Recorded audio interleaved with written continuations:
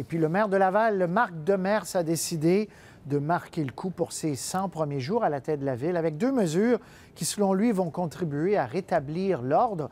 Il lance notamment une enquête publique sur l'un des projets les plus controversés des dernières années à Laval, les fameuses tours du Commodore.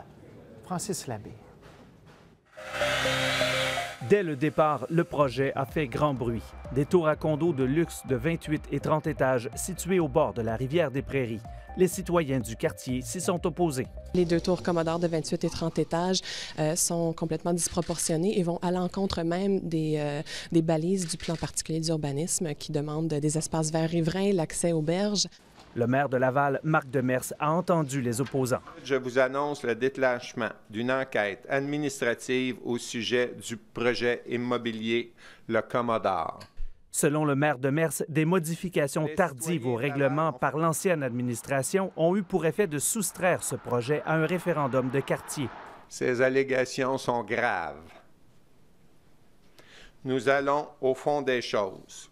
Le Commodore, est-ce que ça vous dit quelque chose? Définitivement. Les tours du Commodore ont beaucoup fait parler d'elles depuis 1 an. Devant la commission Charbonneau en mai dernier, l'ex-directeur adjoint de Laval a précisé que l'ancienne administration insistait pour que le projet aille de l'avant. On me mentionnait que le dossier était présenté dans une structure et une façon acceptable pour la ville. Puis, en pleine campagne électorale municipale, dans une conversation enregistrée à son insu, l'ex-maire Gilles Vaillancourt a reproché à la candidate à la mairie, Claire Lebel, de s'être opposée au projet. Est-ce que le côté bloquerait, ça va rapporter 1 million de taxes par année? Nous avons pu rejoindre l'un des 2 promoteurs à l'origine du projet, le groupe Aldo Construction, qui a refusé de nous accorder une entrevue sur le sujet. Il affirme malgré tout que le projet respecterait, selon lui, les réglementations en vigueur et il attend les conclusions de l'enquête.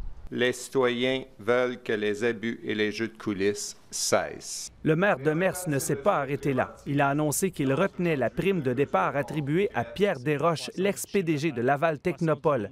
Le maire de Laval veut faire la lumière sur cet autre contrat signé par l'administration Vaillancourt. Ici Francis Labbé, à Laval.